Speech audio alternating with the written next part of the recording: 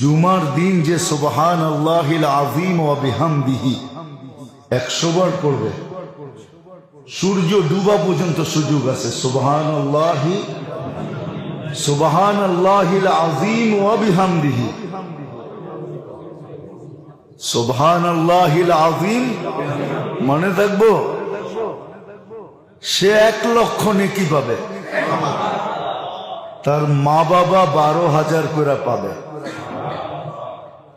কিতাবে লেখা আছে, এক ছেলে পড়তো, কিছুদিন পরে মা স্বপ্নে দেখছে, তো মা বলতেছে, বেটা তুই যে পড়তেছিলি প্রত্যেক জুমায়, আর আমি 12,000 করে পাইতেছিলাম, আজকে পুরা হয়ে গেছে, এই জন্য আল্লাহ আমাকে আযাব থেকে খালাসি দিয়ে দিয়েছে। আমাদের পড়া উচিত সুবহানাল্লাহিল আযীম। মনে থাকবে?